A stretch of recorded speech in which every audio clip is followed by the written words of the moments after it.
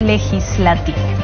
Y como lo mencionamos también temprano en la agenda de actividades parlamentarias programadas para el día de hoy, lunes 19 de noviembre del 2018, pues los miembros de la Comisión de Educación, Juventud y Deporte del Congreso se van a reunir, ahí lo tienen sus pantallas, en la sala Miguel Grau Seminario del Palacio Legislativo. Los temas que se van a ver el día de hoy están relacionados con la exposición sobre la viabilidad para permitir de forma excepcional y por única vez que los niños que hayan cumplido 3, 4, 5 y 6 años puedan, hasta el 31 de marzo, puedan permitir regularizar su matrícula escolar en los niveles de segundo ciclo de 3 a 5 años de educación inicial y del primer grado de educación primaria a cargo.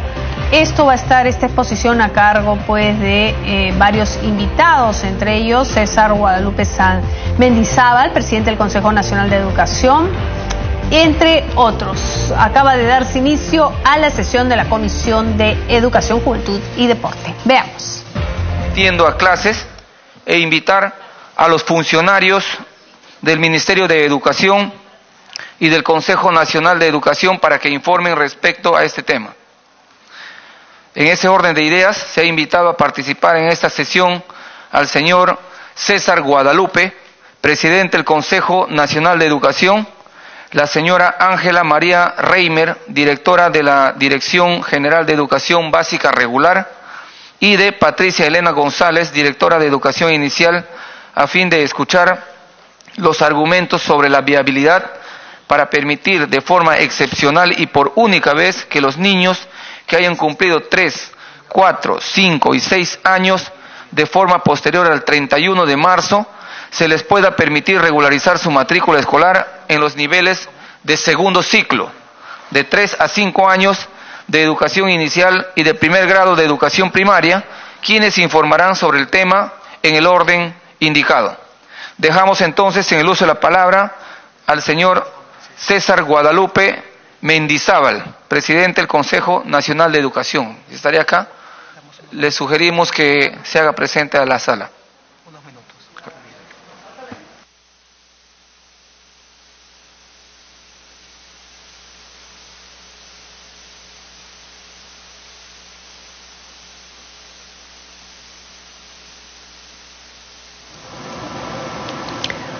Bien, en estos instantes va a conducir la sesión la titular de este grupo dictaminador, la congresista Milagros Salazar. Ya se ha dado cuenta de la agenda referida con relación a la viabilidad de permitir de forma excepcional y por única vez que los niños que hayan cumplido 3, 4, 5 y 6 años de edad posterior al 31 de marzo se les pueda permitir regularizar su matrícula escolar en los niveles de segundo ciclo de 3 a 5 años y de educación inicial y del primer grado de educación primaria, que esta exposición va a estar a cargo del presidente del Consejo Nacional de Educación, César Guadalupe Mendizábal. También va a exponer la directora de la Dirección Regional General de Educación Básica Regular, Ángela María Reimer Morales. También hará lo propio la directora de Educación Inicial, Patricia Elena González Simón. Acaban de ingresar los invitados a este recinto parlamentario, la sala Miguel Grau Seminario del Congreso de la República, para que se reanude la sesión de la Comisión de Educación, Juventud y Deporte que preside la congresista Milagros Salazar. Esta es una transmisión en vivo de Congreso Televisión. Hay que indicar que también hay otros temas pendientes en la agenda de la Comisión de Educación. El proyecto de dictamen recaído en varias iniciativas legislativas que plantean la ley que modifica el artículo 36 de la Ley General de Educación. También el proyecto recaído en otras iniciativas legislativas que plantean pues la ley que regulariza la matrícula de los niños y niñas de inicial y primaria de educación básica regular que vienen asistiendo a clases. Uno de los temas para los cuales han sido convocados los invitados. Además del proyecto referido a la propuesta de ley que promueve el ingreso de la carrera pública magisterial de los docentes nombrados interinamente durante la vigencia de la Ley 24.029, que fueron cesados por aplicación de la resolución de Secretaría General del MINEDU en el año 2014.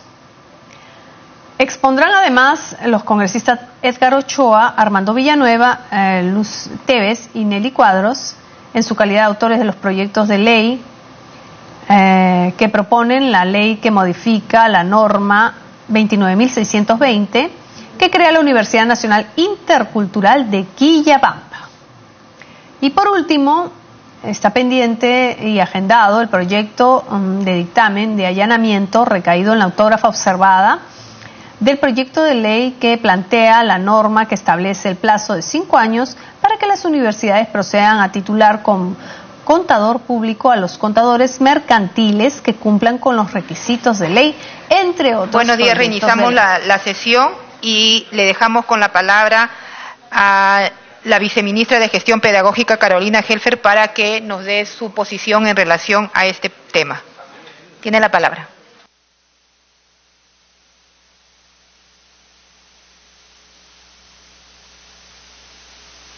Te voy a dar la palabra, tía.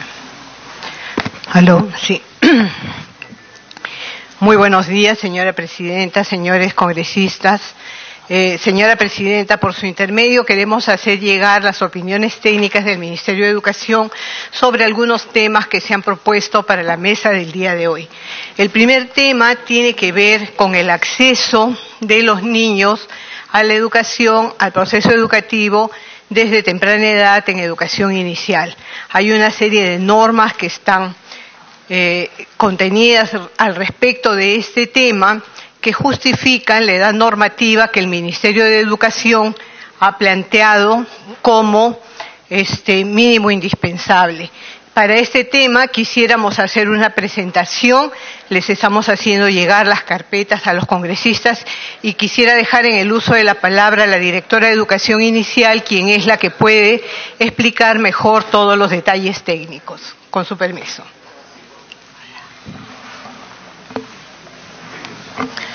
Buenos días con todos y con todas. Vamos a hacerles una presentación. ¿No? Vamos a hacerle la presentación por una educación oportuna y no prematura que presenta un poco cuál es el sustento de por qué nosotros marcamos la fecha de corte al 31 de marzo. ¿No? Lo primero que es importante es que las decisiones que toma el Ministerio de Educación se enmarcan en el interés superior del niño. La ley que ya todos creo que conocemos, que es la ley 30466, y entonces todas las decisiones se toman en el marco de efectivamente el interés superior del niño. ¿No? Eso es lo que debe primar en nuestras decisiones. Y para el Ministerio de Educación, este interés superior del niño se centra en el desarrollo integral del niño, es decir, integral a nivel cognitivo, social, emocional del niño. O sea, tenemos que lograr que todos nuestros niños logren toda esta mirada de su desarrollo, ¿no? Como se plantea muy bien dentro de la propuesta. En eso está centrado un poco este concepto de interés superior del niño. Eso es lo que queremos como ministerio. Bien. Ahora, efectivamente, nosotros como Minedu, como ente rector, ¿no? Con relación a este tema, nosotros tenemos en la Ley General de Educación que se fija como criterio de flexible la edad de ingreso a los niveles de educación básica. Pero ¿qué significa este criterio de flexibilidad? Que es bien importante que todos lo conozcan, ¿no? Efectivamente, si uno piensa un poco en el deporte, ¿cuándo es el tiempo de corte? El año, a fin de año, ¿no?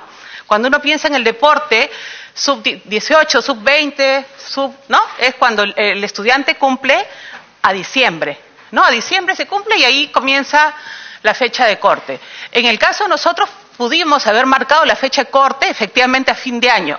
Sin embargo, en este concepto de flexibilidad hemos ampliado un poco más la fecha de corte, ¿no? Hacia el inicio del año escolar.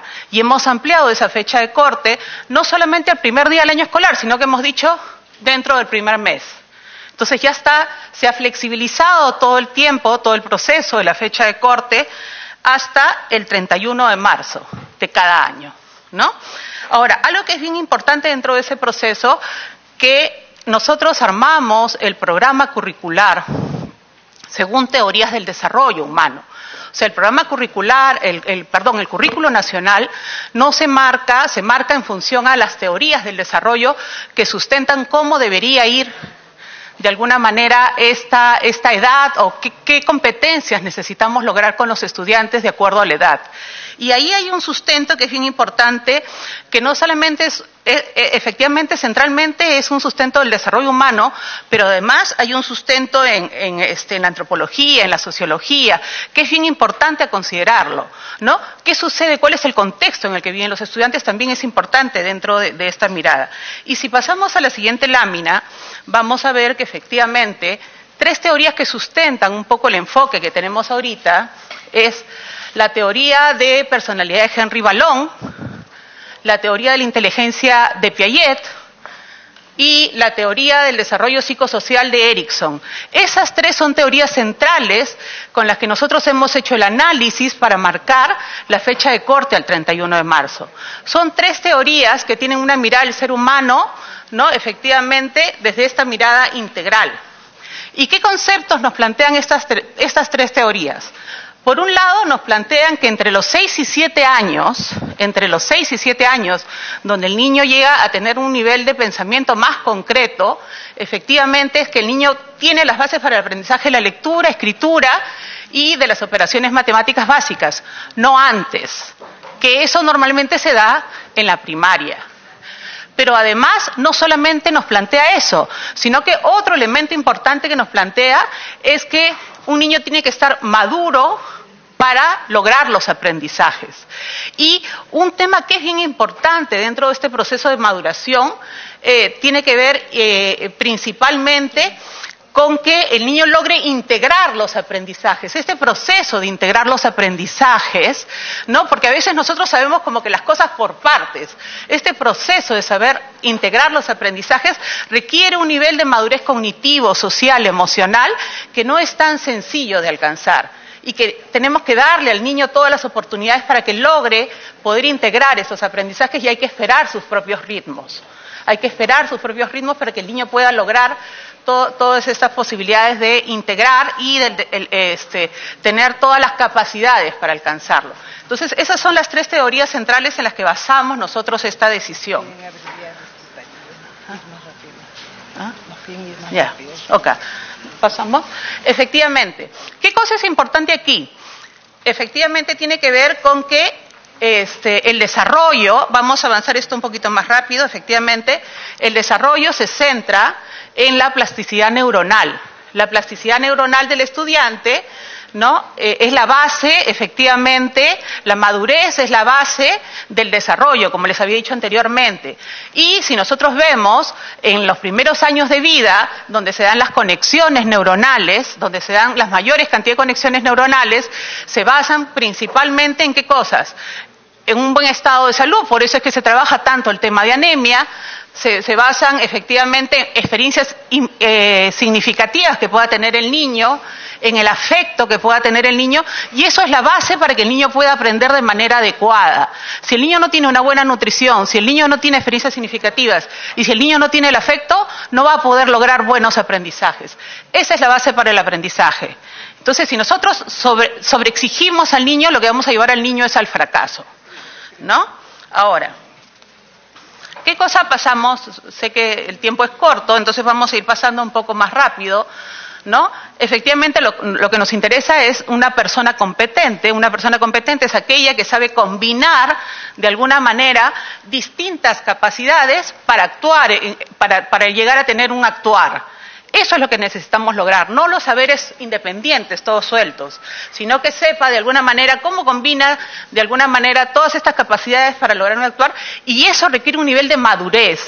Ese nivel de madurez requiere tiempo, requiere aprender a respetar el ritmo de los niños, y eso muchas veces nosotros no lo permitimos. Pasamos a la siguiente. Y efectivamente hay evidencias que nos hablan claramente de que los meses sí hacen la diferencia en los aprendizajes de los estudiantes. Tenemos el estudio, efectivamente, de Sandra Cross, que nos habla que los niños menores tienen normalmente menos resultados en el aprendizaje que los mayores. nosotros tenemos estudios, los resultados de la ESE y los resultados de la evaluación de la educación inicial. Ambos estudios también nos hablan de las diferencias en los logros de aprendizaje de los estudiantes, lo vamos a ver más adelante, ¿no? Y también cómo esto afecta en el desarrollo emocional de los estudiantes. Además de todas las condiciones que muchos estudiantes están viviendo ahora.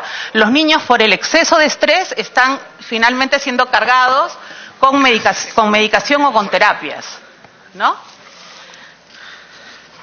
Ahora, ¿qué cosa es importante? Esta es la evaluación que se hizo en educación inicial y si vemos los resultados entre los niños mayores y los niños menores, se ven que efectivamente no llegan a tener los mismos logros los niños menores. Los de 5 años tienen menos logros que los niños mayores. Los niños mayores tienen efectivamente mejores resultados que los niños mayores. Lo mismo pasa en el siguiente cuadro, pasamos al siguiente. Ahí también ese cuadro de los resultados de la ESE también nos muestra lo mismo. Hay 10 puntos de diferencia entre los menores y mayores de la clase. Es exactamente lo mismo. En una misma clase se organizó por trimestres y los mayores de la clase tienen mejores resultados que los menores. Pasamos a la siguiente. Ya, acá sí quiero ver, ya ahí detenerme un poquito, porque esto sí es nuevo, lo otro ya lo habíamos presentado los años anteriores. ¿Qué cosa es importante ver acá? ¿No? Esta norma se inició entre el 2008, en el 2008-2009 se inició a hacer todo este proceso. Antes no estaba normado. La primera pregunta es ¿por qué se normó? Porque los maestros de primaria decían que los alumnos llegaban muy inmaduros a las escuelas. Los maestros de primaria decían que los alumnos no lograban los aprendizajes. Y por eso que en el 2007-2008 se comenzó a decir, oye, no, hay que comenzar a normar. Y se comenzó a normar marcándolo a julio y poco a poco progresivamente se fue reduciendo hasta que en el 2011 ya se comenzó a normar en marzo. Y fue un proceso progresivo. De ahí efectivamente hubo una primera excepción. El 2012. 2013 ya se marcó marzo, o sea, ya se comenzó a marcar desde el 2011 en adelante, ya fue a marzo. Hubo una primera excepción el 2012, hubo una segunda excepción el 2016, ¿no? Y de ahí ya se supone que el año pasado ya esto se había archivado, ¿no? Hasta lo último que supimos es que este expediente se había archivado. Pasemos a la siguiente. ¿Qué cosa es importante? Y acá está, en la sesión pasada nos hablaban de 33.000 casos. Nosotros estábamos viendo dónde están esos 33.000 casos que están entre inicial y primeros grados de primaria, ¿no? Y nosotros no hemos encontrado esos estudiantes. Si nosotros vemos este cuadro, tenemos que efectivamente hay que son efectivamente los últimos de los grados superiores. En sexto grado hay 56.000 estudiantes que están fuera de la edad normativa, pero que son los que quedan de la etapa anterior de la norma. En quinto grado son 25.000, en cuarto grado ya son 600 y 800, y si seguimos bajando, vemos que ya no hay. Seguimos viendo en segundo grado 64, en primer grado hay 3, 5, 4, 1. Eso es lo que hay. Eso es lo que tenemos ahorita actualmente dentro de nuestras normas. No hay más estudiantes. Esos son los que hay. Y ahí está, lo vemos. En el cuadro ahorita tenemos 10 en inicial y primer y segundo grado 67. En total 77 estudiantes y no los 33.000 de los que nos hablan. Ahí están los 67 estudiantes que tenemos en el CIEGIE según el 5 de marzo. Siguiente. Ahora, si vemos cuántos expedientes tenemos que nos han llegado al Minedu en estos 2 últimos años, el 2017 nos han llegado 230 expedientes. De esos 230 expedientes, en el CIEGIE, al cierre del 2017, 45 estudiantes estaban ya en el sistema de los 230, y en septiembre del 2018, 126 ya estaban en el sistema. O sea, con la edad que les corresponde. Entonces, yo no sé de dónde sacan esos 33.000 estudiantes. Nosotros no los ubicamos. Y el 2018 nos han llegado solo 18 expedientes. Entonces, nosotros no sabemos realmente de dónde salen estos estudiantes, ¿no? Entonces, eso es un poco lo que nosotros tenemos y que les hemos venido a presentar. Agradecemos por la exposición y la información que brinda la comisión. Y primero, para manifestarles que ya tenemos coro y darle la bienvenida a los congresistas Alberto Oliva, Johnny Lescano, la congresista Tamia Arimborgo, Mártires Lizana, el congresista Edgar Ochoa, el congresista Edilberto Curro, el congresista Javier Velázquez, la congresista Rebeca Cruz y la congresista Gladys Andrade. Le damos la bienvenida. Entonces, continuando con la participación del Minedu, invitamos al señor Martín Vegas Torre, consejero del Consejo Nacional de Educación, para su posición en relación a este tema. Muy buenos días, señora presidenta de la Comisión de Educación, señores congresistas. En primer lugar, señalar que el Consejo Nacional de Educación, si bien es un organismo adscrito al sector educación, emite opiniones de carácter independiente. Somos una institución integrada por 24 personas de diversos campos y que buscamos que la política de Estado, que es el Proyecto Educativo Nacional al 2021, gobierno a gobierno siga implementándose de manera adecuada. Y desde esa perspectiva, con mucho gusto venimos a dar nuestra opinión sobre ese proyecto. Y en el Consejo Nacional de Educación nos preguntábamos, esta es la tercera vez en que venimos a emitir opinión, ha habido 2 informes previos, ¿no? Entonces, sí nos ha llamado a la reflexión de que hay un interés, ¿no?, en esta comisión o en algunos congresistas por tratar este tema, a pesar de que solo hay 77 casos, ¿no? Entonces, ¿qué es lo que está, es importante analizar cuál tal vez es la situación que está ocurriendo en este tema? ¿Por qué se quiere legislar para atender un problema de 77 niños? Y pensamos que detrás hay un problema que sí, como país debemos ser conscientes, o una situación, y es la siguiente: de acuerdo al último censo de población, está disminuyendo la población infantil, hay menos niños, ¿no? Entonces las empresas educativas de educación inicial se están quedando sin alumnos. Ante esa situación, ¿cuál es la salida que estas empresas educativas están buscando tener? Generar lo que se llaman alumnos libres. Con una información tendenciosa y malintencionada señalan que, bueno, matricule usted a su niño, no importa si es menor, porque luego vamos a buscar una regularización legal para que pueda, tener resuelto su problema, ¿no? Y además aprovechan, el interés que siempre tiene una madre, un padre, familia, decir, bueno, mi hijo es el mejor alumno, es el más adelantado, ojalá pues ya sabe leer y escribir y ojalá pudiera estar en segundo de primaria y no que hace perdiendo el tiempo en educación inicial. Entonces yo creo que esa es la situación latente que debemos, aceptar con claridad. Va a haber una disminución de los niños, va a haber menos niños en educación inicial y eso sin duda afecta intereses, como les digo, de las empresas educativas de educación inicial. Y sin embargo, vista esa situación, la solución no puede ser afectar sus derechos, como bien se ha dicho, el interés del niño está por encima de lo que pueden ser estas necesidades de tener más o menos matrícula.